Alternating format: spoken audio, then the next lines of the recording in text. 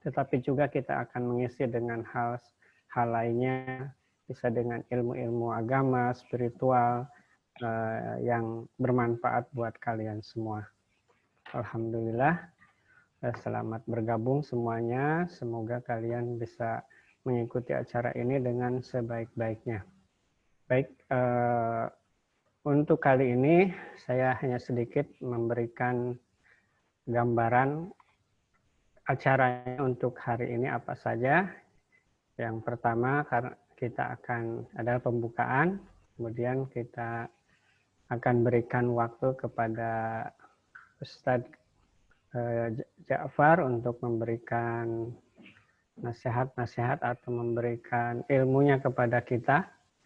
Kemudian setelah itu kita ice breaking dulu. Kemudian terakhir kita akan lakukan sesi tanya jawab ya. Untuk tanya jawab, silahkan anak-anak bisa memberikan pertanyaan melalui chat ya. Melalui chat, kira-kira apa yang ingin ditanyakan, silahkan nanti disampaikan. Dan setelah tanya jawab selesai, maka selesai sudah acara kita. Baik, untuk tidak memperpanjang kalam, kita akan berikan waktu kepada Ustadz Husain Ja'far. Tapi anak-anakku perlu kalian ketahui semua bahwa Ustadz kita ini adalah seorang dai muda ya, dan dia juga adalah seorang dai yang milenial. Dia sangat produktif dan aktif berdakwah di media-media sosial, baik secara langsung maupun melalui online ya. Dan saat ini tentu kita tahu jadwal beliau semakin padat, dan alhamdulillah kita hari ini bisa mengundang beliau. Semoga ini memberikan keberkahan dan memberikan pencerahan kepada kita semua. Baik, untuk itu kita langsung saja berikan waktu kepada Ustadz Husain Ja'far untuk memberikan ilmunya kepada kita semua. Tafadhol Ustadz. Ya. Bismillahirrahmanirrahim. Alhamdulillah wassalatu wassalamu ala Rasulillah wa ala alihi wa sahbihi wa man walah. Amma ba'du. Assalamualaikum warahmatullahi taala wabarakatuh. Ya,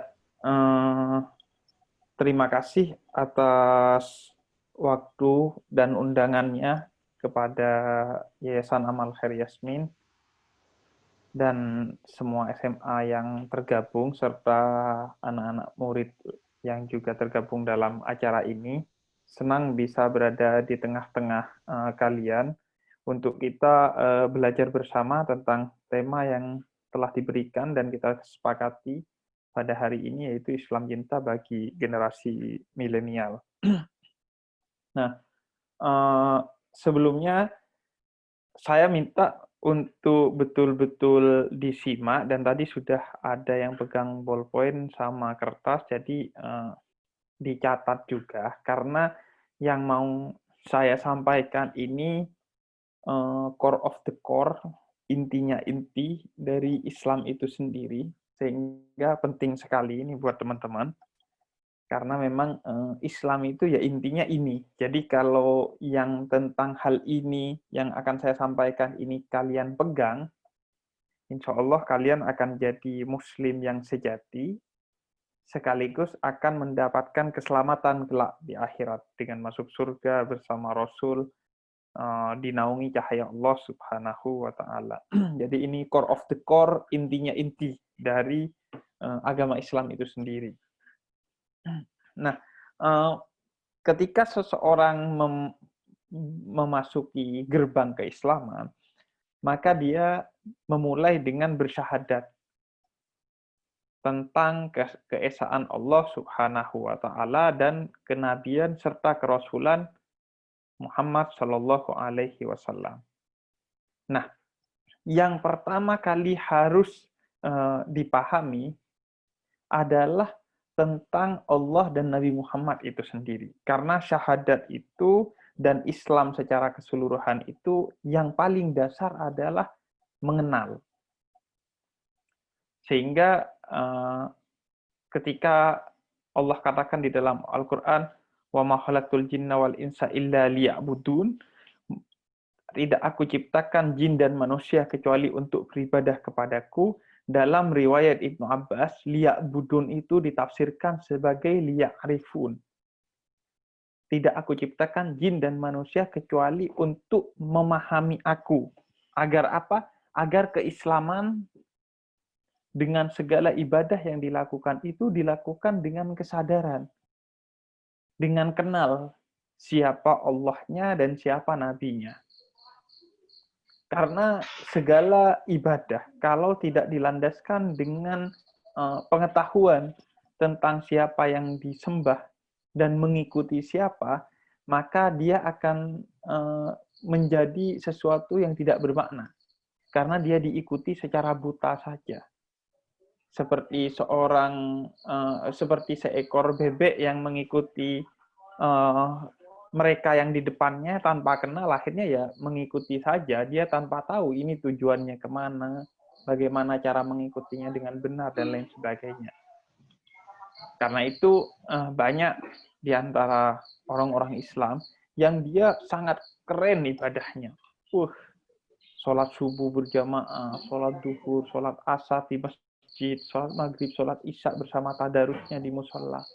Tapi dia tidak membawa keteduhan nilai-nilai Islam. Dia beribadah seperti Nabi Muhammad, tapi tidak berakhlak seperti Nabi Muhammad. Nah, ini karena mereka tidak memahami apa maksud dari ibadah itu sendiri. Oleh karena itu, penting, kata Allah, sebelum beribadah adalah memahami tentang ibadah itu sendiri. Nah, begitu juga dengan hal yang pertama dalam Islam sebelum ibadah, yaitu syahadat. Ya, mungkin di mute dulu. Oke, sudah. Ya, jadi sebelum beribadah memahami dulu siapa yang mau kita sembah dan siapa yang kita ikuti. Nah, saya akan memperkenalkan tentang dua zat, yaitu pertama zat Allah dan yang kedua adalah sosok Nabi Muhammad yang menjadi yang utama dalam Islam, yang kemudian kita sebutkan dalam syahadat kita, yang menjadi syarat dari keislaman kita.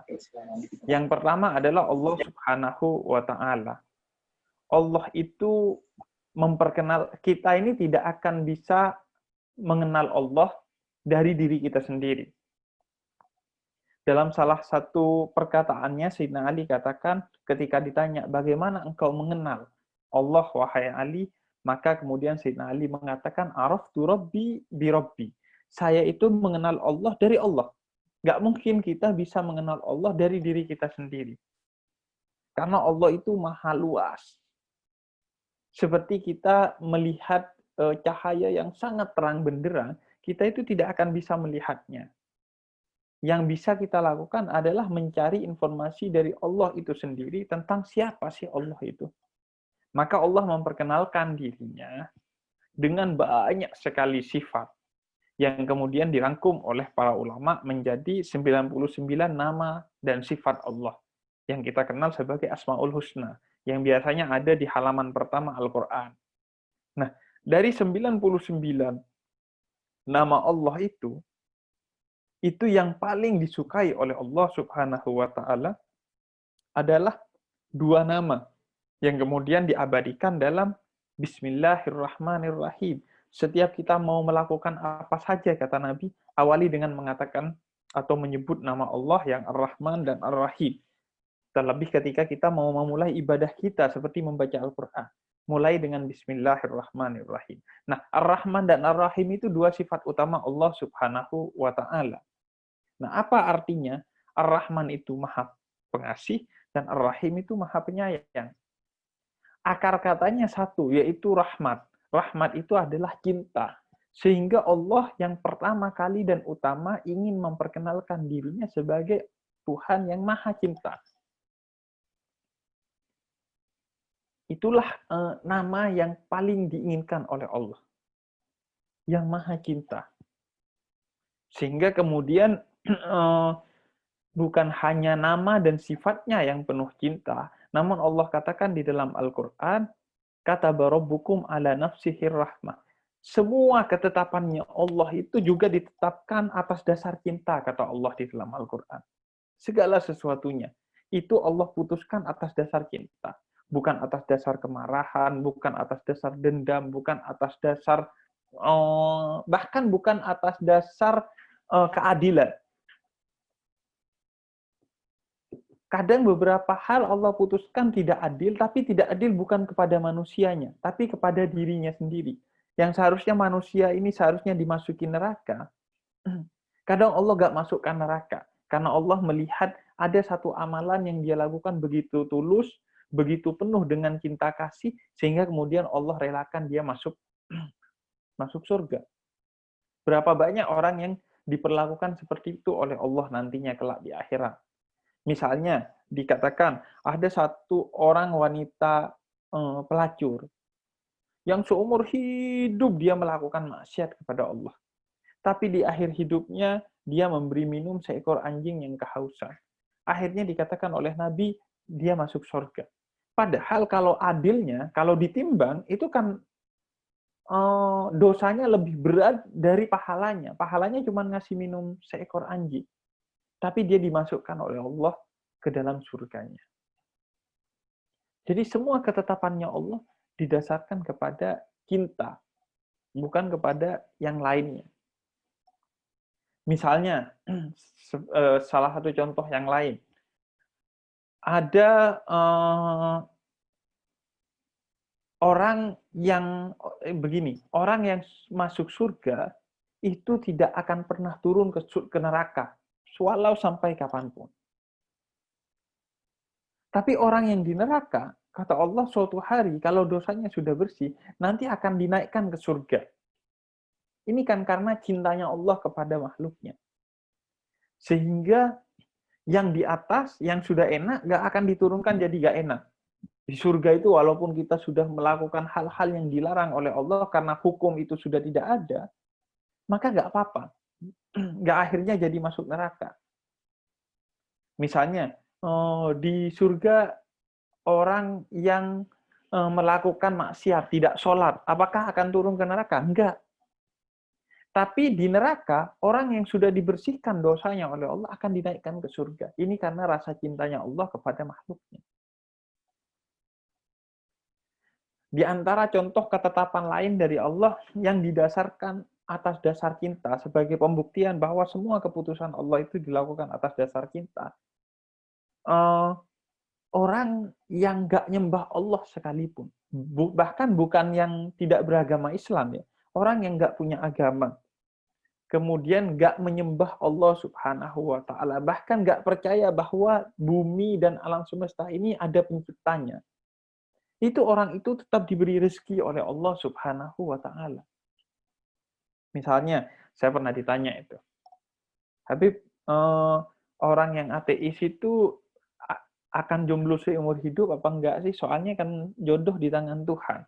Sedangkan dia nggak percaya Tuhan. Jangan-jangan dia nggak dikasih jodoh nanti sama Tuhan karena nggak percaya. Tapi kan nyatanya enggak. Walaupun orang itu ateis, nggak menyembah Tuhan, tapi Allah tetap beri dia jodoh. Allah tetap beri dia rezeki. Allah tetap beri dia makan dan minum setiap hari. Padahal dia tidak menyembah Allah Subhanahu wa Ta'ala. Jadi seperti dikisahkan dalam salah satu riwayat, Nabi Ibrahim itu pernah bertemu dengan seorang yang tua renta, umurnya kira-kira 70 tahun. Kemudian kata orang ini, bolehkah saya mampir ke rumah Anda untuk kemudian beristirahat dan minta sepiring makanan, karena dia sedang lapar. Kemudian kata Nabi Ibrahim, boleh saja. Akhirnya mereka berjalan ke rumah Nabi Ibrahim. Sembari di perjalanan, kemudian Nabi Ibrahim bertanya, apakah kamu ini seorang yang beriman kepada Tuhan yang Maha Esa? Karena Nabi Ibrahim ini kan tugasnya adalah mendakwahkan bahwa Tuhan itu Esa, yaitu Allah Subhanahu wa Ta'ala. Kemudian kata orang ini, enggak, saya enggak mengimani. Kemudian kata Nabi Ibrahim, kalau kamu tidak beriman kepada Allah, saya kurang enak ini yang mau ngasih makanan ke kamu secara gratis. Karena rezeki ini dari Allah. Dan tugas saya adalah memberikan pelajaran kepada orang agar mengimani Allah. Gimana kalau kamu sekalian sembari makan, saya juga ajari tentang keimanan kepada Allah. Oh enggak, kata dia, enggak, saya enggak sudi. Saya enggak sudi menukar sepiring nasi dengan ketidakberimanan saya. Saya yakin bahwa Allah itu enggak ada, kata dia. Wah, kalau gitu saya enggak bisa ngasih makan kamu, kata Nabi Ibrahim. Enggak apa-apa, kata dia. Akhirnya orang itu pergi. Begitu orang itu pergi, Allah menegur Nabi Ibrahim. Kata Allah, wahai Ibrahim, tahukah kamu kenapa orang itu bisa sampai umurnya 70 tahun? Karena setiap hari saya kasih makan dan minum. Padahal dia tidak menyembah saya selama 70 tahun. Sedangkan minta makan dan minum sekali kepada kamu, kemudian kamu nggak memberinya dan mengatasnamakan saya, seolah-olah yang tidak memberinya. Maka akhirnya Nabi Ibrahim merasa tertegur oleh Allah dan akhirnya mengejar orang itu dan memberi makan orang itu meskipun orang itu tidak percaya kepada Allah Subhanahu wa taala. Inilah rasa cinta dari Allah Subhanahu wa taala. Bahkan orang yang tidak menyembah Allah tetap Allah kasih rezeki sebagai bentuk cintanya Allah Subhanahu wa taala. Jadi akhirnya kita tahu dari sini bahwa kita mengenal Allah yang penuh dengan cinta kasih. Allah yang sangat cinta kasih. Maka kemudian kita akan berkenalan juga dengan Rasulullah. Tadi dalam syahadat kan dua. Yang pertama Allah, yang kedua adalah Rasulullah. Nah, Allahnya sudah kita kenal. Allah ini yang penuh dengan cinta kasih. Baik zatnya, baik namanya, baik ketetapannya, semua didasarkan atas nama cinta oleh Allah Subhanahu wa ta'ala. Bahkan Allah katakan bukan hanya seluruh kebaikannya, bahkan murkanya itu termasuk dari rahmatnya.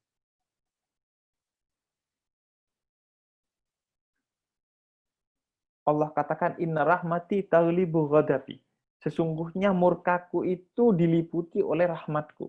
Jadi ketika Allah itu memasukkan orang ke neraka, itu bukan karena Allah marah kepada dia, tapi karena Allah ingin membersihkan dosanya agar dia bisa masuk surga. Karena kalau orang masih memiliki dosa, dia masuk surga, dia nggak akan enak. Seperti kita sedang sakit, kemudian diberi es krim. Es krim itu enak, tapi kalau dimakan saat kita sakit tenggorokan, jadinya nggak enak. Nah, gimana agar es krim itu jadi enak? Maka bersihkan dulu tenggorokannya. Sembuhkan dulu tenggorokannya. Nah, begitu juga Allah ketika memasukkan hambanya ke neraka, itu bukan karena Allah marah. Tapi karena Allah ingin membersihkan dosa kita, sehingga ketika masuk surga nyaman. Kemudian selain juga agar yang di surga juga nggak protes. Nanti kalau yang di surga juga adalah orang-orang yang penuh dosa, katanya orang-orang yang menjaga dirinya dari dosa ketika di dunia nggak adil nih Allah. Nggak enak nih, nggak seru nih. Makanya kemudian Allah memasukkan dulu ke neraka. Jadi walaupun dalam kemurkaannya itu diasaskan dari cinta oleh Allah Subhanahu wa taala. Nah, adapun Nabi Muhammad itu memperkenalkan dirinya dalam salah satu hadis yang mengatakan bahwa hubbu asasi, cinta itu adalah asasku. Jadi tadi kita sudah mengenal Allah bahwa asasnya Allah dalam segala ketetapannya adalah cinta. Dan ternyata Nabi Muhammad yang merupakan utusan utamanya Allah juga sebagaimana Allah, karena kan sebagaimana presiden dan wakil presiden itu visi misinya kan sama harus. Nah, begitu juga Allah dan Nabi Muhammad. Nabi Muhammad sebagai utusan Allah pasti visi misinya sama dengan Allah, yaitu asasku adalah cinta, kata Nabi Muhammad, sebagaimana Allah. Dan kemudian yang kedua, sifatnya Nabi Muhammad juga karakternya, kepribadiannya juga penuh dengan cinta kasih. Karena itu beliau selain dikenal sebagai Al-Amin, yang jujur, beliau juga dikenal sebagai Ar-Rahmah, Nabiur Rahmah, Nabi yang penuh dengan cinta kasih. Sehingga begitu cinta kasihnya Nabi Muhammad, bahkan kepada orang-orang yang membencinya pun beliau begitu cinta kasih.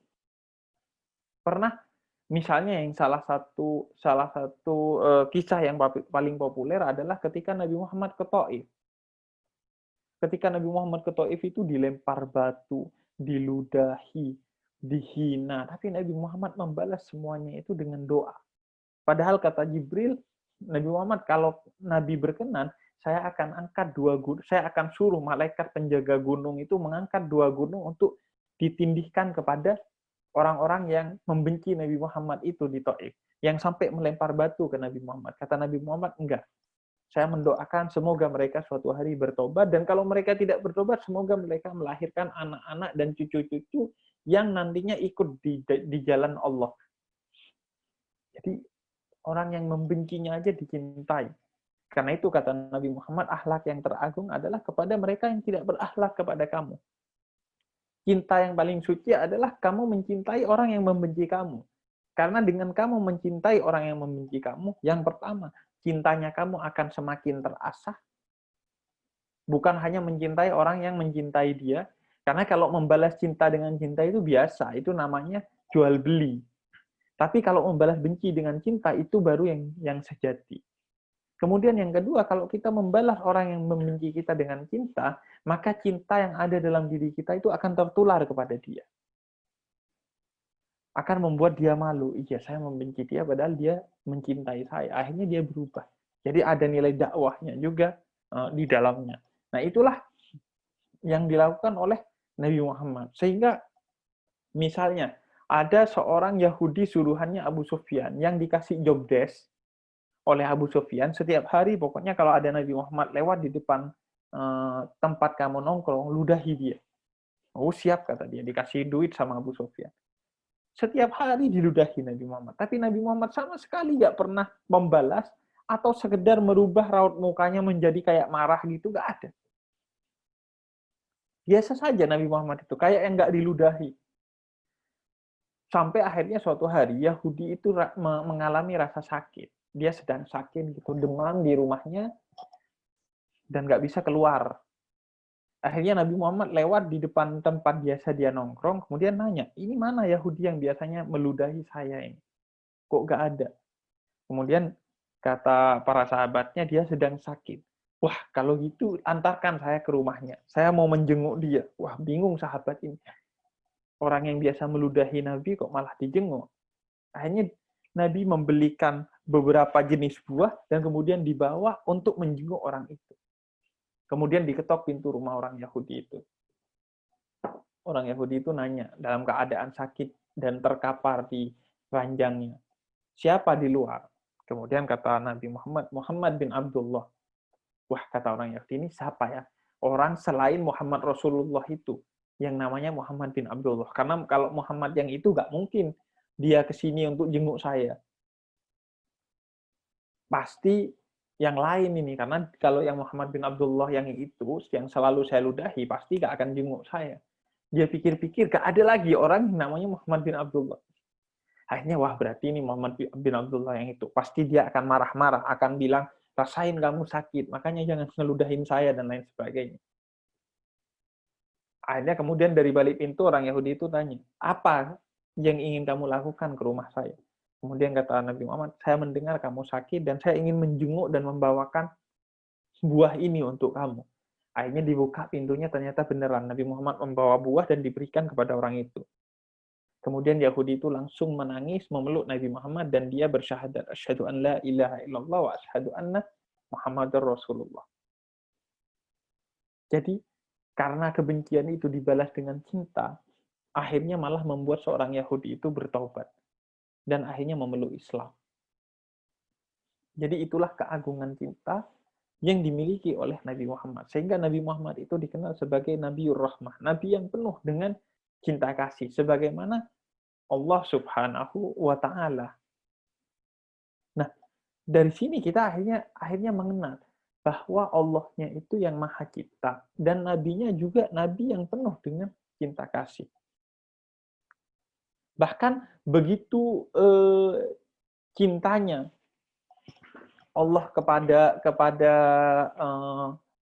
Allah dan Nabi Muhammad ini kepada makhluknya, Sehingga misalnya Nabi Muhammad itu tidak memvonis dan menunjuk-nunjuk orang bahwa kamu masuk neraka. Enggak. Nabi Muhammad itu dalam salah satu hadisnya mengatakan, man atta'ani dakhalal jannah. Siapa yang ikut aku maka dia masuk surga.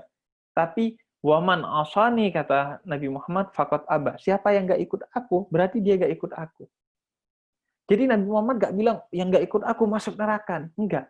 Jadi yang keluar dari lidahnya itu selalu, dari lisannya itu selalu kata-kata yang indah. Enggak mau keluar kata-kata yang tidak indah.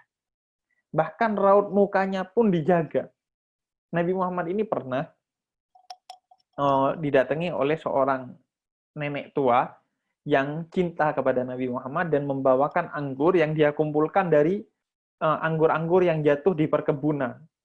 Jadi di kebun itu kan biasanya ada anggur-anggur yang jatuh 1, 2, dia kumpulkan selama beberapa hari sampai banyak dan kemudian dia bawakan kepada Nabi. Karena itu anggur sudah jatuh dan busuk karena beberapa hari, akhirnya rasanya asam. Maka kemudian, tapi Nabi makan dengan wajah yang senyum, seolah-olah anggur itu manis. Sampai suatu hari, selesai makanan anggur itu habis, kemudian nenek itu ambil nampannya dan dia pulang dengan gembira karena anggurnya dihabiskan oleh Nabi. Kemudian kata sahabat yang ada di sekitarnya Nabi, Nabi tumben, Nabi makan ini nggak bagi-bagi. Biasanya Nabi ini kalau makan selalu dibagiin ke orang-orang yang ada di sekitarnya. Kemudian kata Nabi, anggur tadi rasanya asam karena busuk. Kalau aku bagikan kepada kalian, aku khawatir ketika kalian makan, raut wajah kalian berubah. Orang kan kalau makan yang asam-asam pasti berubah wajahnya. Kecut gitu, gak enak. Sehingga akan menyakiti hati pemberinya. Makanya aku makan semua seolah-olah manis, dan aku tetap dengan wajah yang senyum, sehingga aku tidak menyakiti hati orang itu. Jadi raut wajahnya dijaga, agar selalu bahagia di depan orang lain, sehingga tidak mengecewakan orang yang memberi hadiah kepada dia. Karena itu dalam salah satu hadisnya Nabi katakan, salah satu sedekah yang bisa kamu berikan yang paling murah dan paling mudah adalah dengan selalu menghiasi wajahmu dengan senyum. Dengan senyuman. Karena itu pada akhirnya maka keimanan dan ketakwaan itu utamanya adalah dengan cinta kasih. Sehingga dikatakan dalam salah satu hadis Nabi bahwa hadis ini diriwayatkan oleh Imam Abu Hurairah, tidak masuk surga kecuali seseorang yang beriman kepada Allah, kata Nabi. Dan tidak beriman kepada Allah kecuali dia mencintai orang lain dengan selalu menebarkan perdamaian kepada orang-orang yang ditemuinya. Selalu mengucapkan salam kepada orang-orang yang ditemuinya. Begitu juga dengan ibadah. Jadi iman itu tolak ukurnya apa? Dengan mencintai orang lain, kata Nabi Muhammad. Kemudian begitu juga dengan ibadah. Dalam salah satu hadis qudsi, Allah pernah katakan, wahai Musa, mana ibadahmu? Kemudian kata Nabi Musa, semua ibadah yang saya lakukan, zikir, sholat, itu untukmu ya Allah. Enggak, kata Allah, itu untuk dirimu sendiri. Bukan untuk saya. Kalau kamu sholat, itu artinya mendidik kamu agar tidak menjadi orang yang keji dan mungkar, kata Allah di dalam Al-Quran. Inna sholata tanha anil fahsya'i wal mungkar. Lah terus apa ibadah yang khusus untukmu ya Allah? Kemudian Allah katakan, idhalus surur fi qalbir rahman, fi qalbil ihwan. Memasukkan rasa bahagia ke hati orang lain. Jadi ibadah yang paling mulia adalah memasukkan rasa bahagia dengan penuh cinta kasih kepada orang lain. Dan yang terakhir, orang itu kuncinya masuk surga itu adalah 2. Yang keduanya ini mata uangnya adalah cinta. Makanya saya sering bilang bahwa mata uang masuk surga itu adalah dengan cinta. Kalau masuk surga itu ibarat pakai koin, nah koinnya itu dibeli dengan cinta kasih. Karena pintu masuk surga itu cuma 2. Yang pertama adalah rahmat dari Allah Subhanahu wa Ta'ala. Bagaimana cara mencari rahmat dari Allah? Apakah dengan sholat, puasa, zakat, dan haji? Enggak. Sholat, puasa, zakat, dan haji hanyalah perantara untuk mencapai rahmatnya Allah. Tapi sejatinya rahmat Allah itu bisa dicapai dengan sholat yang didasarkan atas kecintaan kepada Allah Subhanahu wa Ta'ala. Zakat yang didasarkan atas kecintaan kepada Allah Subhanahu wa Ta'ala. Adapun sholat yang dilakukan tidak dengan ikhlas kepada Allah, ataupun zakat yang diberikan untuk agar kita merasa lebih kaya daripada orang yang kita zakati, maka itu tidak akan membawa kita kepada surganya Allah Subhanahu wa taala. Walaupun namanya sama-sama sholat, namanya tetap zakat, tapi nggak diterima oleh Allah. Nah, rahmat Allah ini yang membawa kita ke surga. Bahkan kata Nabi Muhammad, aku nanti masuk surga karena rahmatnya Allah, bukan karena amalku. Maka untuk mendapatkan rahmat Allah, ketika kita sholat itu, kita bayangkan bahwa, wah, sholat ini betul-betul untuk Allah. Ketika sujud, betul-betul sujud kepada Allah, sehingga kemudian Allah katakan, oh, orang ini betul-betul mencintai aku. Sehingga kemudian Allah bukakan pintu rahmatnya dan masuk surga. Jadi cinta itu. Ibadah yang tidak dilakukan dengan cinta, itu tidak akan membuat Allah terketuk pintu rahmatnya dan akhirnya kita masuk surga. Begitu juga jalan kedua, selain rahmat Allah, jalan kedua adalah syafaat dari Nabi Muhammad SAW. Nah, bagaimana mendapatkan syafaat dari Nabi? Jalannya juga dengan cinta, yaitu mencintai Nabi Muhammad. Kata Nabi, syafaatku akan diberikan kepada orang yang mencintai aku. Apa bentuk atau jalan mencintai Nabi Muhammad? Kalau jalan mendapatkan rahmat Allah dengan beribadah kepada Allah Subhanahu wa taala dengan penuh cinta, tapi kalau jalan untuk mendapatkan syafaat Nabi Muhammad adalah dengan bersalawat kepada Nabi Muhammad dengan penuh cinta dan meneladani akhlaknya Nabi Muhammad dengan penuh cinta. Nah, maka kita masuk surga pun pada akhirnya adalah dengan cinta kepada Allah dan Rasul-Nya secara tulus. Karena itu berarti mengikuti akhlaknya Allah Subhanahu wa ta'ala. Karena orang yang akan sampai ke surganya Allah adalah orang yang berakhlak sebagaimana akhlaknya Allah. Akhlaknya Allah itu penuh cinta, maka Nabi mengikuti akhlaknya Allah menjadi pribadi yang penuh cinta kasih. Begitu juga ulama-ulama terdahulu, para ulama itu karena ingin mengikuti Nabi Muhammad dan jalan utama Nabi Muhammad adalah mencintai, sebagaimana Allah yang juga mencintai sebagai sifat utamanya, maka para ulama itu mengikuti Nabi Muhammad dengan akhlak utamanya adalah penuh cinta. Misalnya ada namanya Habib Abdul Qadir di Jeddah dulu. Habib Abdul Qadir ini pernah keluar dari Jumatan setelah mengisi khutbah Jumat, kemudian diantar oleh orang-orang yang mendengarkan ceramahnya beliau sampai ke mobil, kan biasanya diantar. Nah, ketika masuk mobil, kemudian pintu mobilnya kan biasanya ditutupkan sama jamaahnya, kan. Nah, ditutupkan sama jamaahnya, tapi padahal tangannya Habib Abdul Qadir ini masih pegang bagian atas mobil. Akhirnya ketika ditutup, jegrek, tangannya itu kejepit tangannya Habib Abdul Qadir. Tapi Habib Abdul Qadir tidak pernah menampakkan seolah-olah tangannya kejepit. Beliau tetap jalan, pakai mobil dengan tangan kejepit.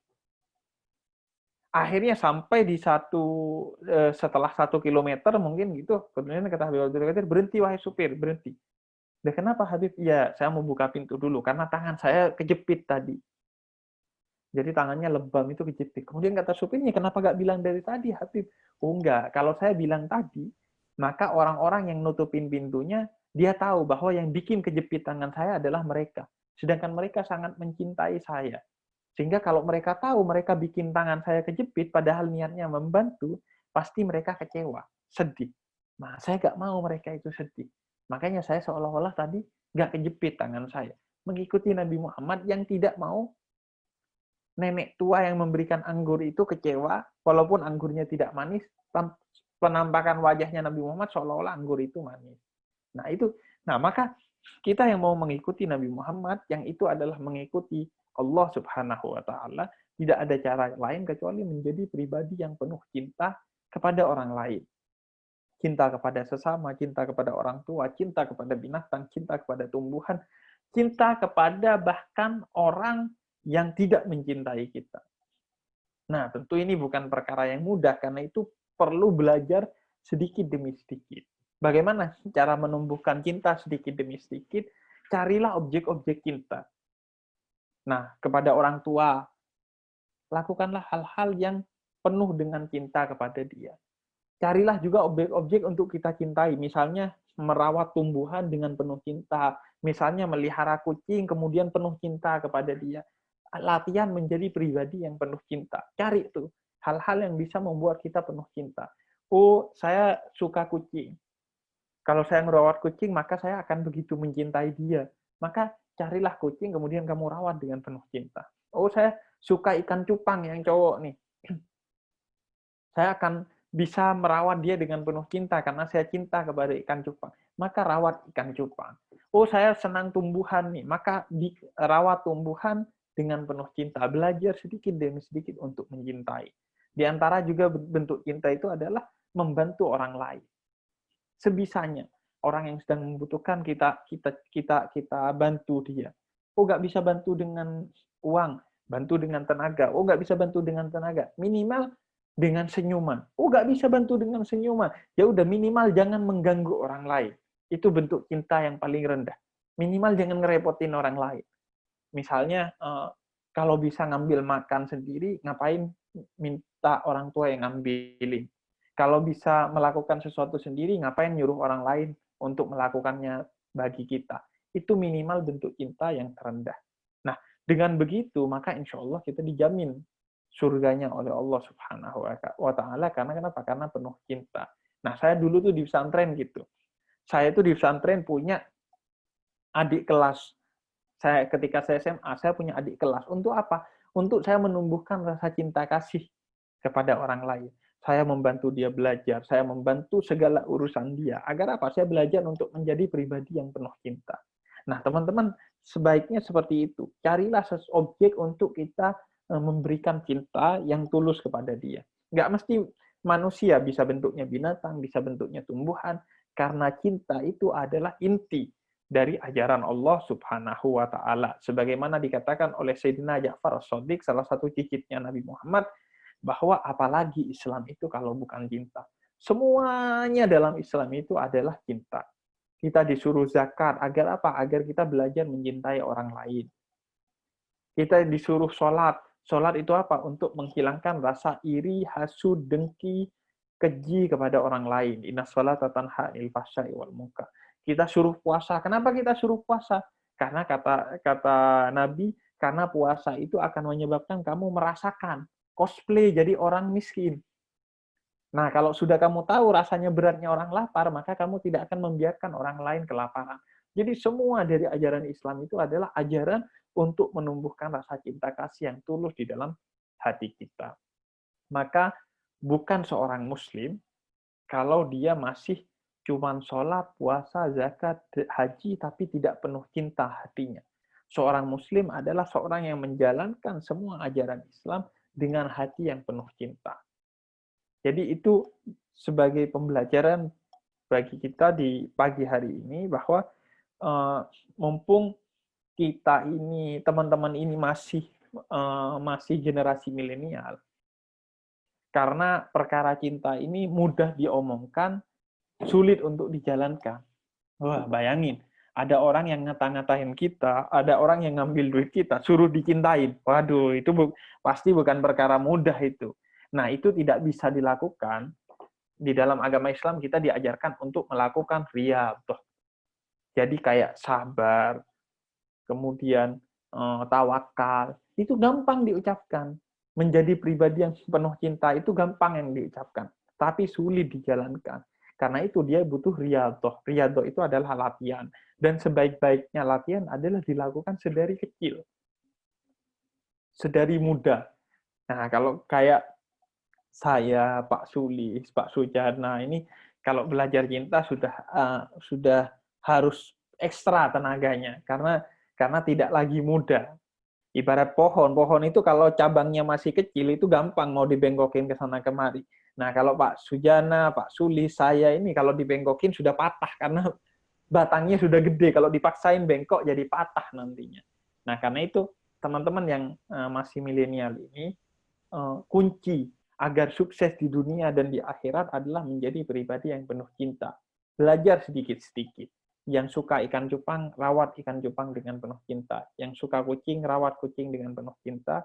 Yang suka tumbuhan, tanam tumbuhan dengan penuh cinta. Dan dari sana kita belajar untuk mencintai siapapun.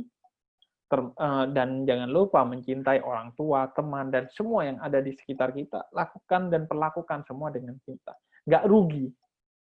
Karena benci itu benci itu butuh tenaga yang lebih. Kalau cinta itu nggak butuh tenaga, karena cinta itu memang diciptakan oleh Allah Subhanahu wa Ta'ala. Allah katakan, wa nafahtu min ruhi. Kamu ini saya ciptakan dengan ruh saya. Ruh Allah yang penuh cinta. Sehingga kalau kamu mau mencintai orang lain, itu nggak butuh tenaga, karena memang ada di dalam diri kamu cinta. Tapi kalau benci, itu butuh tenaga. Karena itu, menjadi pribadi yang penuh cinta, itu sesuatu yang mudah. Tapi karena kita sudah banyak diliputi dengan hal-hal buruk di muka bumi ini, maka kita butuh kerja keras. Dan kerja keras itu harus diawali dengan hal-hal yang kecil. Itu mungkin Pak Sujana sebagai pembuka diskusi kita. Kurang lebihnya mohon maaf. Wassalamualaikum warahmatullahi taala wabarakatuh. Waalaikumsalam warahmatullahi wabarakatuh. Masya Allah, Masya Allah. Baik, luar biasa sekali Ustadz. Demikian teman-teman, anak-anakku sekalian, telah kita dengarkan pemaparan dari Ustadz kita Habib Husain Ja'far, dan beliau telah menjelaskan kepada kita tentang Islam yang penuh cinta, Allah yang penuh cinta, dan Nabi kita yang penuh cinta. Tentu banyak sekali Ustadz pertanyaan-pertanyaan dari anak-anak yang mungkin ingin disampaikan. Jadi silahkan anak-anak sambil mempersiapkan pertanyaannya. Dan mungkin Ustadz juga untuk beristirahat sejenak, kita akan ice breaking Ustadz. Siap. Ya, jadi kan anak-anak mempersiapkan pertanyaan apa yang kira-kira ingin disampaikan. Ya, silakan bisa ditulis di chat, dituliskan untuk nanti dijawab oleh Ustadz. Nah, sekarang kita breaking dulu ya. Kita bermain sebentar Ustadz, biar kita bermain-main sebentar. Jadi saya akan sharing tentang satu permainan. Ya, di sini tolong anak-anak nanti ada beberapa quiz ya. Nanti kalian siapkan kertas dan pulpennya untuk menjawab, atau kalau anak-anak yang langsung pegang HP bisa boleh menggunakan jawabannya langsung di chat nanti. Nah, ini saya share. Jadi permainannya ya sudah lihat ya. Nah, ini ice breaking ini. Jadi nanti kalian akan diberikan waktu selama 15 detik untuk menjawabnya ya. Kalau sudah waktu 15 detik selesai waktunya, kalian harus selesai ya. Tidak boleh menuliskan lagi atau menjawab lagi. Dan kalau sudah tahu, tulis jawabannya ya. Kalau anak-anak yang langsung pegang HP boleh chat. Oke, kita akan mulai ya.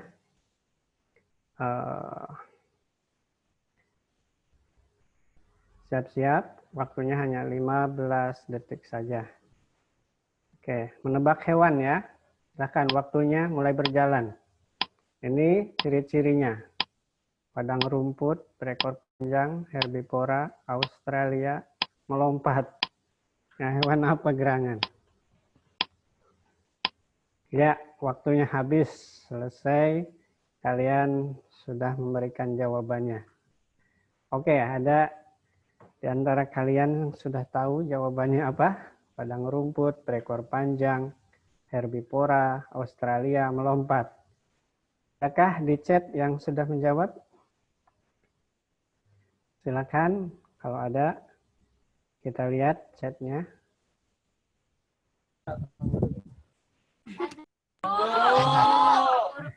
Ya, betul. Jawabannya adalah kanguru.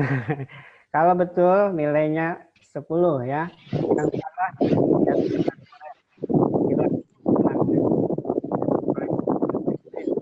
poin. Yang kedua, perhatikan gambar ini baik-baik. Apa yang permainan di dalam taman.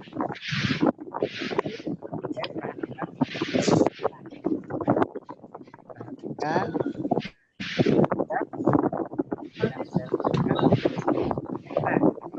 Jawab pertanyaannya. Berapa anak bermain? Berapa dan warna baju anak yang bermain? Apa warna baju? Ya?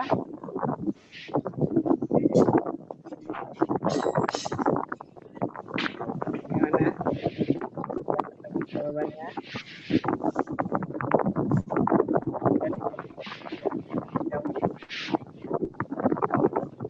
Jawab. Ya.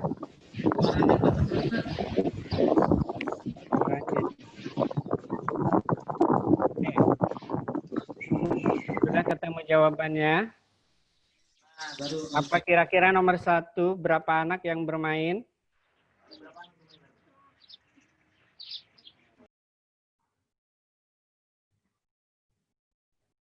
Adakah yang bisa menjawab?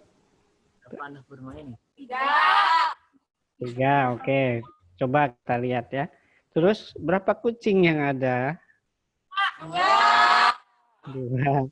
Terus warna baju anak yang bermain ayunan apa? Harus lewat nih. Butuh konsentrasi ini, butuh konsentrasi. Oke. Kita lihat jawabannya ya. Nah, lihat. Jadi anak yang bermain ada 1, 2, 3, 4. Berapa kucing? 1, 2. Dan baju anak yang bermain ayunan adalah oranye. Ini dia ya. Ada yang betul semua jawabannya? Silakan. Kalau betul semua nilainya 10. Salah 1, 70. Salah 3, salah 2, 60. Oke. Kita lanjut ke pertanyaan ketiga. Ice breaking-nya adalah menebak kata ya. Nah, katanya itu gabungan dari gambar ya. Coba ini butuh konsentrasi dan logika. Nah, ini dia. Nah, apa ya? Silakan. 15 detik.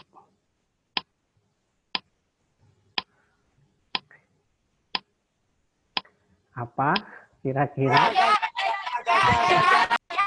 Apa? Habis. Ya. Gajah. Yakin? Oke. Jawabannya adalah gajah ya. Kan ini naga. Naga, na-nya dibuang jadi ga. Terus meja jadi buang mejanya jadi ja. Tambah h jadi gajah. 100 tambah poin lagi 10. Oke. Nah, ini apa? Silakan 15 detik. Kumpulkan Semut merah. Semut merah. Yakin? Waktunya habis ya. Oke. Kita lihat jawabannya. Ya. Sumur kan diganti U-nya jadi E. Jadi semut dan ini merah. Semut merah. 100. Berapa poin? Sudah banyak ya poinnya ya. Oke. Lanjut. Nah, ini tebak judul film. Nah, kalian yang suka nonton film misalkan di YouTube atau apa, ini kalian pasti tahu, gampang sekali. Oke. 15 detik. Biarin anak yang menjawab. Wah, cepet sekali. Yakin? Masih ada waktu? Oke. Time's up. Waktu apa ya? Laskar Pelangi. Luar biasa, Laskar Pelangi. Lanjut. Nah, ini apa ya? 15 detik. Pak Ikro jangan kasih tahu ya Pak Ikro, biar anak-anak yang Hah? Apa? Jawaban yang benar adalah Star Wars. Bagus yang betul. Poinnya dikumpulin ya, berapa yang betul. Oke. Sekarang tebak lokasi bersejarah. Lokasi bersejarah ya. Oke, 15 detik. Bangunan kuno. Peninggalan Belanda. Banyak pintu. Semarang. PT Kereta Api Indonesia. Waktunya habis. Oke, apa jawabannya Kak?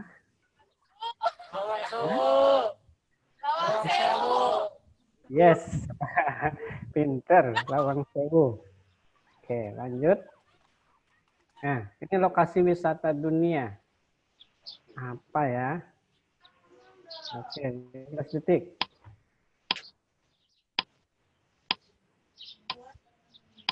Dibuatnya 1889. Apakah itu? Apa? Yakin? Ya, Menara Eiffel. Ya, habis. Oke. Oke, sekarang apakah ada yang betul semua? Ada yang betul semua? Kalian tadi nulis di bukunya atau tidak? Berapa yang menjawab? Atau dijawab sama-sama? Sama-sama. Ya, baik. Nggak apa-apa. Ini hanya selingan aja ice breaking kita ya, supaya kalian tetap fokus, tetap semangat. Sekarang kita akan melakukan sesi tanya jawab. Apakah ada pertanyaan-pertanyaan yang ingin disampaikan kepada Ustadz, ya, baik dari cendekia ataupun haspa ataupun dari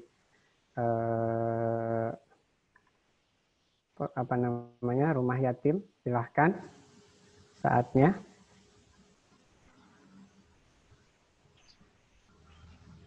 Boleh dituliskan di chat atau bisa juga langsung kalau memungkinkan.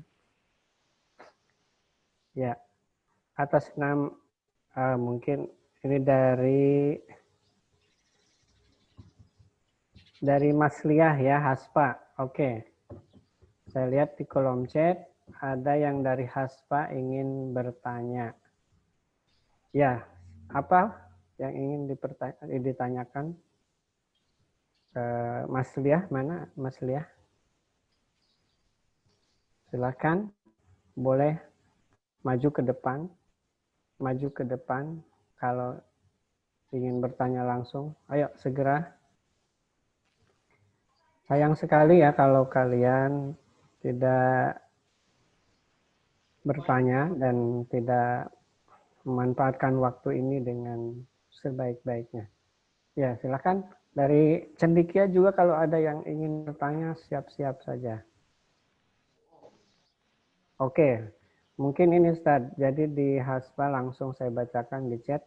Bagaimana caranya mau memberi sodakoh dengan hati ikhlas dan tulus? Ya, itu pertanyaannya. Oke, mungkin Ustaz langsung boleh untuk dijawab. Oke.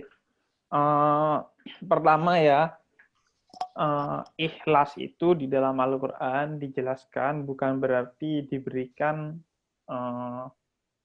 sedekah itu dalam keadaan sembunyi-sembunyi. Tapi ikhlas itu soal hati. Artinya hati yang ketika memberikan itu tidak berharap kembali. Yang ketika memberikan itu betul-betul karena ingin memberi, bukan karena yang lainnya. Jadi kalau kita memberi kemudian kita share di media sosial, niatnya agar orang lain ikutan memberi, itu nggak ada masalah. Cuma memang sebaik-baiknya agar kita bisa belajar juga memberi secara ikhlas, cara pembelajarannya yang pertama adalah ketika kita memberi, karena kita kalau dilihat orang lain khawatir kemudian jadi besar hati, akhirnya hilang rasa ikhlasnya, maka Sayyidina Ali Zainal Abidin, cucunya Nabi Muhammad, itu mengajarkan beliau itu kalau ngasih sodako itu di tengah malam. Diberikan secara sembunyi-sembunyi, bahkan yang menerimanya pun nggak tahu tuh ketika menerima zakat dari Sayyidina Ali Zainal Abidin, karena di tengah malam ditaruh di depan rumahnya.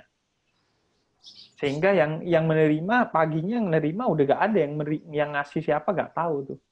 Nah, jadi untuk belajar agar kita ikhlas ketika memberi, lakukanlah secara sembunyi-sembunyi. Bukan berarti tengah malam kamu keluar rumah kemudian ngasih ke orang lain. Itu kan karena di zaman dulu, di zaman Sayyidina Ali Zainal Abidin. Misalnya kalau sekarang bisa memberi dengan cara secara online gitu, melalui GoPay atau melalui OVO, kemudian tidak ditulis nama kita sebagai pemberi.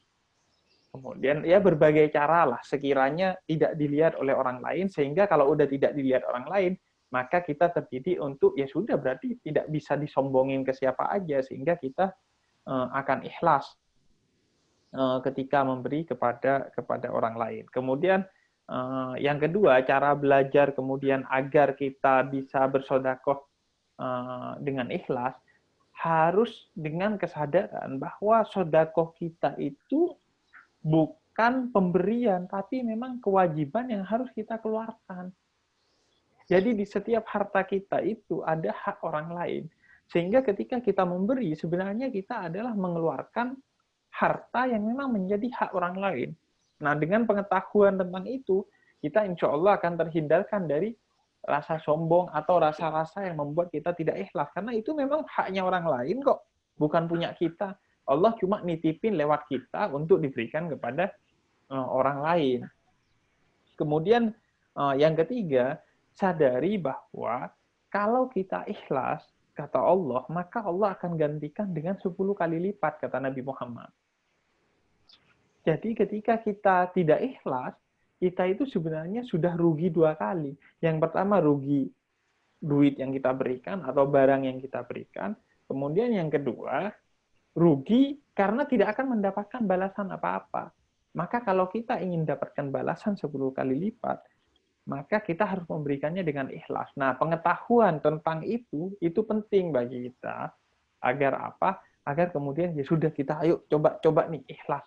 Karena biar kita betul-betul mendapatkan pahala dari Allah yang jumlahnya 10 kali lipat. Dan yang terakhir, semua itu seperti yang tadi saya sampaikan tidak bisa dilakukan kecuali dengan latihan. Makanya jangan tiba-tiba, wah ngasih 10.000, jangan. Latihan dari 500 rupiah dulu. Yang sekiranya ikhlas itu berapa? Saya 500 rupiah aja gak ikhlas mas ini, Habib. Ya udah, ngasih senyum dulu deh. Jangan ngasih. Kalau senyum kan gak berkurang nih. Nah kalau sudah ngasih senyum, sudah mulai ikhlas, baru belajar ngasih gope. Setelah ngasih gopek, belajar ngasih 2.000 rupiah, terus saja. Karena kenapa? Karena Allah tidak melihat dari nilainya, tapi dari keikhlasannya. Walaupun 500 rupiah kalau ikhlas, lebih gede dari 500 juta kalau nggak ikhlas. Kemudian yang kedua, Allah itu menilai secara adil. Kalau kita punyanya uang 10.000, kita ngasihnya 2.000, itu sama dengan orang punya 100.000, ngasihnya 20.000. Karena beratnya sama, jumlahnya sama sebenarnya kalau dibandingkan keduanya. Jadi belajar dari hal-hal yang kecil-kecil dulu. Memberinya. Jangan, saya mau ngasih 10.000 nih biar dilihat orang lain. Ya sudah, jangan nih. Sekiranya kamu ngasih, yang sekiranya kamu nggak bisa sombongin itu berapa? 500 rupiah. Ya udah 500 rupiah. Oh enggak, saya mau ngasih senyum aja. Kalau senyum saya baru ikhlas. Ya udah ngasih senyum. Jadi mending sedikit tapi ikhlas daripada banyak tapi nggak ikhlas. Karena kalau banyak nggak ikhlas, itu jatuhnya bukan hanya nggak dapat apa-apa, dapat dosa. Karena dapat dosanya sombong, dapat dosanya menyakiti hati orang lain. Jadi cara belajarnya gitu. Yang pertama adalah jumlahnya yang sedikit, yang sekiranya kita ikhlas, kemudian latihan, kemudian yang ketiga kalau nggak bisa dengan sembunyi-sembunyi, kemudian yang keempat sadari bahwa itu memang haknya orang lain, dan dengan memberi kita akan diganti oleh Allah dengan 10 kali lipat. Karena itu penting tuh. Kita tuh harus tahu setiap ibadah itu kenapa kita disuruh begini. Agar ketika melakukan bukan sekedar gerak-gerak doang. Bukan sekedar ibadah doang. Tapi tahu bahwa ibadah ini tujuannya apa. Nah, itu mungkin Ustaz. Baik, Ustaz. Luar biasa. Masih ada Ustadz ini dari Haspa atas nama Robiah. Dia bertanya bagaimana cinta itu tetap selalu tertanam dalam hati kita agar kita selalu dan terus semangat. Ya, Iya. gitu. Yang pertama, ketahuilah bahwa Allah itu penuh cinta dan Nabi Muhammad itu penuh cinta. Jadi kalau kita mau ikut Allah dan Rasulnya, ya harus jadi pribadi dengan penuh cinta. Harus jaga itu cinta. Jadi pertama motivasinya harus adalah Allah dan Rasulnya. Nabi aja yang sudah mulia masih penuh dengan cinta. Maka kalau kita mau mengikuti Nabi, ya adalah dengan menjaga rasa cinta itu. Itu motivasi yang pertama. Kemudian yang kedua, cara menjaga cinta adalah lagi-lagi soal latihan, riyadhah tadi. Latihanlah mencintai dari hal-hal yang kecil. Misalnya ya tadi, merawat kucing, merawat cupang, merawat tumbuhan, jaga cinta kita dengan itu. Kemudian yang ketiga adalah dengan dilawan. Ketika ada perasaan tidak cinta, ada perasaan benci, itu dilawan. Kita sadari, wah kita nggak boleh nih gini. Makanya kemudian kita lawan perasaan itu. Jadi cara menjaga cinta di dalam hati kita adalah yang pertama motivasinya adalah untuk Allah dan Rasulnya, mengikuti Allah dan Rasulnya. Kemudian coba cari hal kecil untuk menjaga rasa cinta kamu. Misalnya merawat tanaman, terus cintai terus dia. Hal kecil aja dulu, untuk sebagai riyadhah, sebagai latihan kita dalam mencintai sesuatu di luar diri kita. Dan yang terakhir ya, yang tadi saya katakan adalah, kalau ada perasaan-perasaan yang bisa mengganggu rasa cinta kita, kita harus lawan perasaan itu dengan berbagai kemampuan yang bisa kita lakukan, sehingga rasa cinta yang ada di dalam hati kita itu akan terjaga terus. Pokoknya semua potensi yang bisa bikin kita benci itu dilawan. Wah, misalnya kalau kita melakukan hal ini, itu berarti kita melestarikan kebencian di dalam diri kita. Maka hilangkan itu. Jangan lakukan itu. Pokoknya semua hal yang bisa membuat kita benci, dihilangkan. Yang intinya adalah latihan untuk menjaga semuanya itu. Ya, baik. Ya. Ya, intinya adalah latihan yang terus-menerus ya, Bib ya. Kemudian ini terkait dengan bagaimana cara menahan amarah itu. Ini dari Rudi, Rumah Yatim. Oke, jadi begini, Nabi katakan, tahanlah amarahmu. Kalau kamu sedang berdiri dan kemudian kamu marah, maka duduklah. Kalau kamu sedang duduk kemudian kamu marah, maka berbaringlah. Itu secara fisik Nabi ajarkan dalam hadisnya. Karena gini kan, orang kalau marah biasanya dari duduk berdiri. Kamu sudah saya bilangin pasti tuh. Nah, caranya kata Nabi justru lakukan sebaliknya. Kalau kamu lagi marah, saat duduk berbaringlah agar hilang. Itu secara fisik ya. Jadi kalau lagi marah nih sadari, kemudian kalau lagi berdiri duduk agar lebih tenang. Kalau lagi duduk berbaringlah. Itu secara fisik yang diajarkan oleh Nabi Muhammad. Kemudian dengan hati, cara menanggulangi amarah adalah dengan pertama, ada dua. Yang pertama adalah mengingat kebaikannya orang yang mau kita marahi. Oh, saya lagi marah sama adik saya. Kemudian ingat, tadi adik saya dulu tuh pernah ngasih saya ini, pernah bantu saya ini. Oh, saya mau marah sama teman. Ingatlah kebaikan-kebaikannya. Itu bisa mengurangi atau bahkan menghilangkan amarah di dalam diri kita. Kemudian yang kedua adalah dengan menyadari bahwa amarah itu tidak akan menyelesaikan masalah. Dia hanya akan memperburuk keadaan. Nah, dengan mengingat-ingat itu, maka amarah itu kemudian akan terkendali. Karena itu, kita itu oleh Allah diminta untuk memperbanyak zikir. Zikir itu artinya mengingat. Mengingat siapa? Mengingat Allah dan Rasulnya. Kenapa Allah dan Rasulnya diingat? Karena dia adalah sumber dan teladan kebaikan. Maka zikir yang dikehendaki oleh Allah sebenarnya adalah mengingat kebaikan agar kita menjadi baik. Nah, makanya harus memperbanyak mengingat kebaikannya orang lain dan kebaikan diri sendiri. Artinya, wah kalau saya melakukan amarah, maka dia akan buruk bagi saya. Sehingga itu akan mengurangi intensitas kita dalam melakukan amarah, dalam menuangkan amarah. Itu Pak Sujana. Baik, semoga bisa dipahami ya. Selanjutnya, Bib, masih ada ini dari Silpi.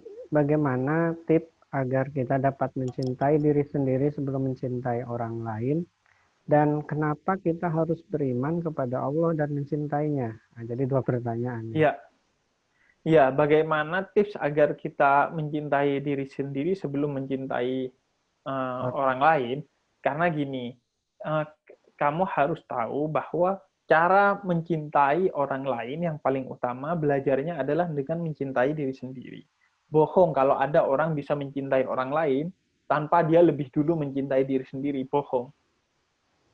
Jadi pasti pertama kali dia akan mencintai diri sendiri, belajar mencintai diri sendiri, baru kemudian dia akan bisa untuk belajar mencintai orang lain.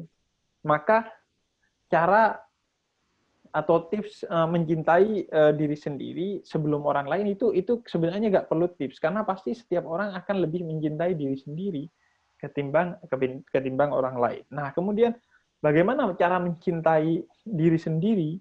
Karena gini, pertama kamu harus mengingat bahwa kalau bukan kamu yang mencintai dirimu sendiri, kemudian siapa yang akan mencintai dirimu sendiri secara penuh sebagaimana dirimu mencintai dirimu sendiri?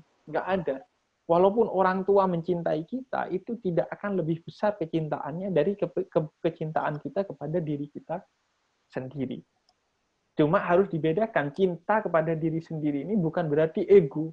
Wah, karena saya cinta kepada diri sendiri, saya akan mengutamakan diri saya ketimbang orang lain dalam berbagai hal. Nah, itu namanya ego, bukan cinta. Nah, ketika kita mencintai diri sendiri, bisa jadi adalah mengutamakan orang lain ketimbang diri kita sendiri.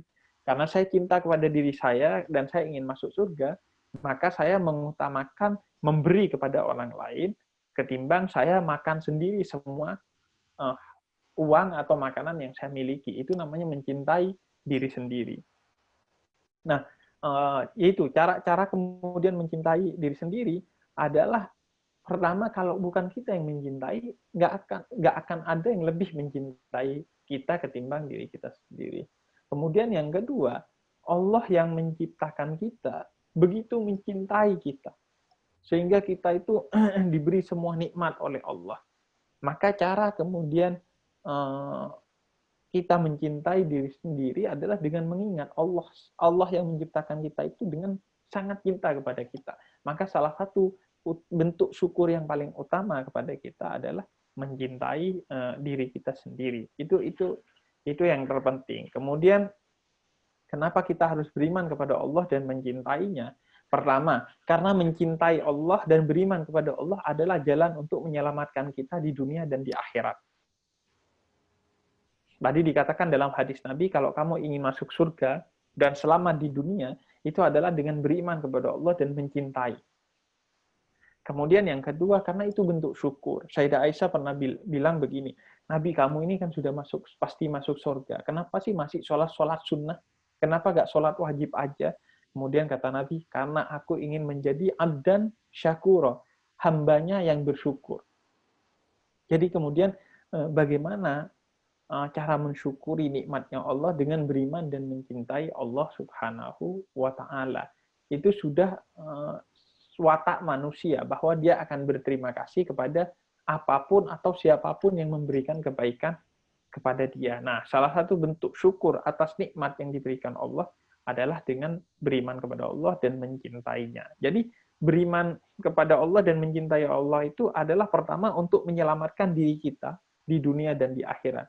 Jadi kalau kamu beriman kepada Allah, itu kata Allah, in ahsantum li anfusikum. Iman kamu itu bukan untuk aku. Allah itu kamu imani atau kamu tidak imani, kamu sembah ataupun kamu tidak sembah, Allah disembah gak untung, Allah tidak disembah gak rugi. Jadi ketika kamu beriman kepada Allah dan mencintai Allah, itu untuk kebaikan dirimu sendiri. Kayak zakat tadi, itu bukan untuk Allah. Zakat itu agar kita kemudian selamat kehidupannya di dunia dan di akhirat. Sholat Sholat itu untuk membuat kita tidak keji dan mungkar kepada orang lain, bukan untuk Allah. Kalau Allah nggak butuh sholat kita. Maka mencintai dan beriman kepada Allah, pertama adalah untuk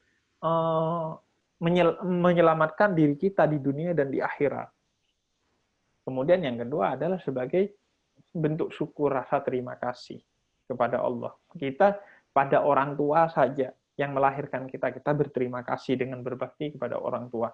Kepada teman saja, kita dikasih sesuatu oleh teman, pasti bilang makasih. Nah, Allah ini sudah memberikan nikmat yang begitu besar, begitu luas, dan begitu banyak kepada kita, maka sudah sepatutnya kita bersyukur kepada Allah. Nah, makanya, seandainya pun kita tidak diwajibkan, kata para ulama, seandainya pun kita tidak diwajibkan untuk sholat, maka sudah seharusnya kita sholat. Karena sholat itu bukan kewajiban. Sholat itu adalah hak kita atau bentuk kita untuk berterima kasih dan bersyukur kepada Allah Subhanahu wa taala atas nikmat yang diberikan Allah kepada kita.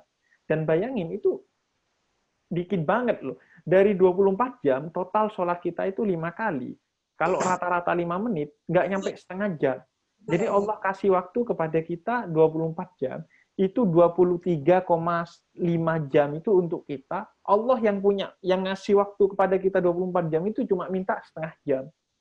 Jadi dari sana kita juga belajar untuk tidak egois kepada Allah Subhanahu wa taala. Itu mungkin Pak Sujana. Baik, Bib, lanjut, mungkin masih ada dari Widya ini. Dia bertanya bagaimana menanamkan rasa cinta pada diri dan supaya tidak ada rasa kebencian gitu. Iya. Bagaimana? Jadi begini, kita itu diciptakan oleh Allah dengan cinta. Kebencian itu tidak ada dalam diri kita sebenarnya. Nah, misalnya seorang anak kecil yang masih bocah banget tuh, yang masih TK, dia itu mau ke anak yang berbeda suku, mau yang berbeda warna kulit, mau yang tampan, mau yang jelek, itu nggak saling benci. Baru saling benci kalau udah gede tuh, udah tahu, oh kamu jangan kumpul sama orang-orang yang warna kulitnya gelap, karena kamu warna kulitnya putih. Kumpul sama orang-orang yang tampan, atau kumpul sesama orang cantik. Dibikin benci sama orang jelek. Itu kalau udah gede. Dari mana? Diajarkan oleh orang-orang. Oh, kalau sukunya kamu berbeda, jangan bersahabat. Kalau mau bersahabat sesama suku. Itu ajaran-ajaran dari manusia yang kejam. Bukan dari Allah. Allah itu hanya menciptakan kita dengan cinta. Sehingga bagaimana kita menanam rasa cinta itu sebenarnya tidak perlu ditanam, karena yang menanam sudah Allah Subhanahu wa taala. Yang perlu kita lakukan adalah melestarikan rasa cinta yang ada di dalam diri kita itu. Dengan apa? Dengan memberikan sebagian yang kita punya kepada orang lain. Nah, kalau benci itu adalah dengan mengambil sesuatu yang menjadi hak orang lain untuk kita. Itu kebencian. Nah, cara kemudian mendidik kecintaan kepada orang lain dengan merelakan sebagian hak kita untuk diberikan kepada orang lain. Intinya adalah cara menanam kecintaan itu adalah dengan sering-sering berbagi kepada orang lain. Berbagi tidak mesti dalam bentuk uang, tapi berbagi senyum. Kemudian berbagi ilmu. Kemudian juga berbagi untuk tidak suudzon kepada orang lain. Itu juga berbagi. Jadi caranya adalah dengan terus berbagi kepada orang lain. Karena berbagi itu yang membuat ego kita luntur dan akhirnya kebersamaan kita tumbuh. Nah, kebersamaan itu yang menjadi kunci dari cinta. Baik, Bib. Ini masih ada dua, Bib. Dua pertanyaan. Dari Haspa dan Cendekia. Dari Haspa, dari Jenat, ini bertanya, apakah kita boleh meminta balasan atas kebaikan kepada orang lain, dan bagaimana hukumnya jika kita mengambil buah apel yang jatuh milik orang lain. Jadi dua itu pertanyaan dari Haspa. Iya. Yang pertama, apakah kita boleh meminta balasan atas kebaikan kita kepada orang lain? Kalau meminta itu tidak boleh, tapi menerima itu boleh. Artinya kalau meminta itu dasarnya adalah dari kita yang meminta. Tapi kalau menerima kita nggak minta, tapi diberi, nggak apa-apa menerima. Tapi kalau meminta tidak boleh. Meminta itu atas kebaikan yang kita lakukan adalah kepada Allah Subhanahu wa taala, bukan kepada orang lain yang kita berikan kebaikan kepada dia. Bahkan walaupun dia membalas dengan kebencian, kata Nabi, dengan sikap yang buruk, kita harus tetap memberi dengan sikap yang baik kepada orang lain. Jadi jangan pernah berharap pamrih, jangan pernah berharap balasan dari manusia atas kebaikan yang kita lakukan. Balasannya hanya dari Allah. Nah, tapi kalau Bib misalnya kita ngasih uang kepada orang lain, kemudian besoknya orang lain itu, kebetulan uang yang kamu bikin, saya bikinin kue nih. Nah, sebagian kuenya saya kasih ke kamu. Apakah boleh menerima? Boleh kalau menerima. Tapi kalau kita meminta, itu yang tidak boleh, karena itu artinya pamrih. Sedangkan pamrih kita itu bukan di dunia, tapi di akhirat kelak. Dari Allah Subhanahu wa ta'ala. Jadi dunia itu adalah tempatnya menanam, akhirat itu tempatnya manen. Jadi tempatnya memberi itu di dunia. Jangan berharap meminta di dunia ini. Nanti di akhirat ketika kita mau berharap sesuatu.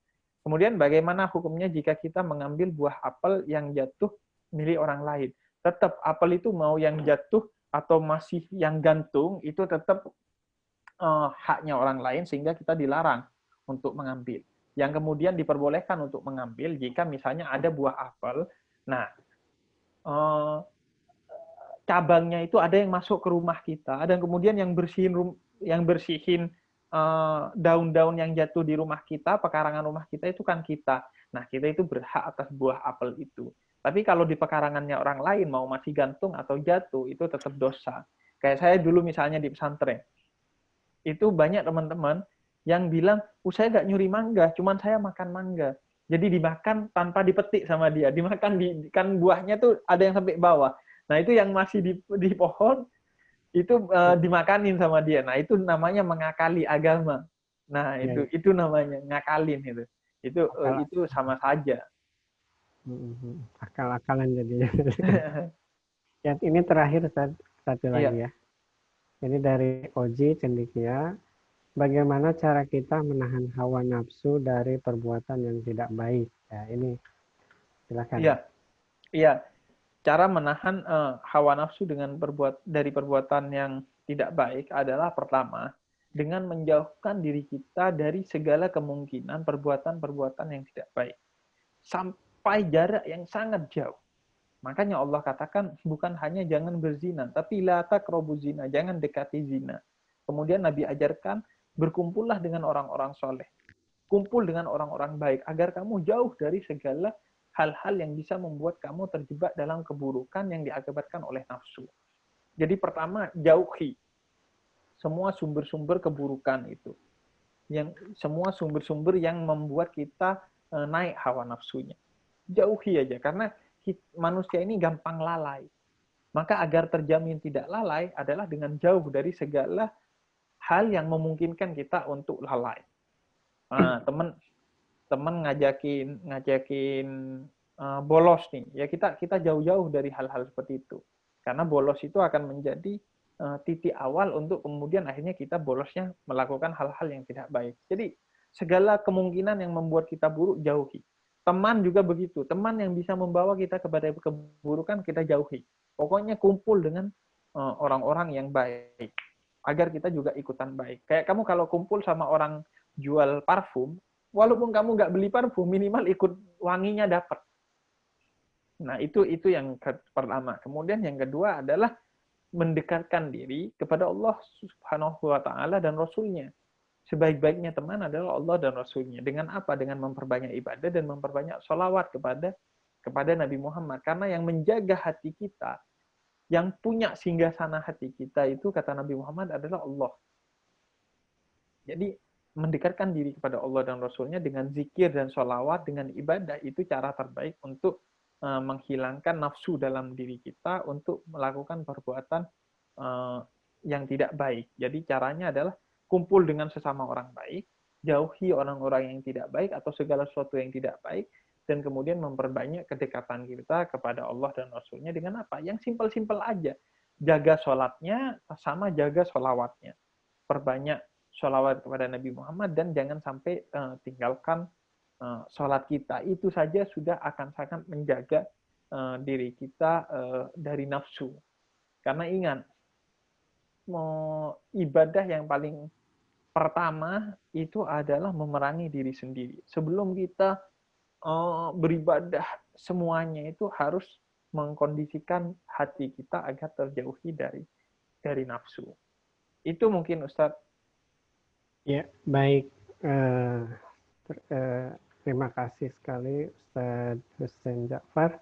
Demikian anak-anakku sekalian, sudah kita dengarkan mutiara-mutiara hikmah yang luar biasa dari Ustadz kita, Habib Hussein Ja'far. Mudah-mudahan kita semua tentunya yang hadir pada acara kali ini bisa menangkap dan bisa memetik hikmah dari apa yang kita dapatkan hari ini dengan tema kita yang hari ini berbicara tentang cinta ya, dan Islam yang penuh cinta, sehingga diharapkan kita menjadi pribadi-pribadi yang penuh cinta ya, cinta terhadap Allah, kepada Rasulullah, kepada orang tua, dan kepada sesama. Itu yang harus kita lakukan. Dan menjadi insan yang penuh cinta itu tentu tidak gampang. Kita harus berlatih sesuai yang tadi disampaikan Ustadz, dari hal-hal yang kecil, dari hal-hal yang mudah, sehingga kita terbiasa memiliki rasa cinta. Baik, terima kasih sekali Ustadz. Jazakumullah khairan katsir. Alhamdulillah anak-anak hari ini sudah mendapatkan ilmu yang sangat luar biasa dari antum. Semoga mohon doanya mereka menjadi anak-anak yang generasi yang soleh dan solehah. Amin. Dan kita akan mohon Ustaz doa sebentar untuk kami. Bismillahirrahmanirrahim. Alhamdulillah wassalatu wassalamu ala Rasulillah wa ala alihi wa sahbihi wa wala. Ya Allah, ya Tuhan kami berkumpul pada hari ini meskipun tidak secara fisik, namun hati kami berkumpul melalui media virtual ini. Semuanya kita lakukan untuk kita belajar mencintaimu, mencintai Rasulmu, dan mencintai sesama manusia dan makhlukmu. Sehingga dengan jalan itu kita akan mendapatkan syafaat dari Nabimu dan mendapatkan rahmatmu. Ya Allah, ya Tuhan kami semua adalah siswa-siswi. Maka berikanlah kemampuan bagi kami untuk menimba ilmu yang bermanfaat, bukan hanya bagi diri kami, tapi bagi masyarakat yang ada di sekitar kami, bagi agamamu, dan bagi bangsa kami. Ya Allah, ya Tuhan kami, berikanlah kebaikan, berikanlah keberkahan atas ilmu yang kita dapatkan nantinya. Semoga ilmu ini bisa mendidik kita untuk menjadi pribadi yang lebih baik, penuh cinta kasih, dan berbagi kepada orang-orang yang membutuhkan. Ya Allah, ya Tuhan kami percaya bahwa ilmu ini tidak akan bermanfaat dan tidak akan berkah kecuali ilmu ini kemudian kita berikan kepada orang lain, dan kecuali ilmu ini kita ambil dengan rasa terima kasih yang besar kepada guru-guru kami. Kami percaya bahwa ilmu yang bermanfaat yang paling pertama dan utama adalah ilmu yang disyukuri dengan mendoakan orang-orang yang telah memberikan ilmu itu. Maka di forum ini kami mendoakan kebaikan bagi guru-guru kami, bagi orang tua kami, bagi pengurus Yayasan Yasmin, dan semua orang yang telah memberikan fasilitas kepada kami untuk menuntut ilmu. Rabbana atina fid dunya hasanah wa fil akhirati hasanah wa qina adzabannar. Rabbi zidna ilma warzuqna fahma. Wa sallallahu ala sayyidina Muhammadin wa ala alihi wa sahbihi wasallam. Walhamdulillahirabbil alamin. Alamin. Terima kasih sekali lagi untuk Ustaz Hussein Ja'far. Terima kasih juga teman-teman, guru-guru, anak-anakku sekalian. Dengan doa ini berakhir sudah acara untuk hari ini.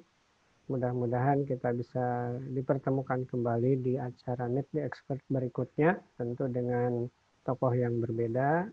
Saya akhiri dengan billahi taufiq wal hidayah. Wassalamualaikum warahmatullahi wabarakatuh. Waalaikumsalam warahmatullahi taala wabarakatuh. Ya.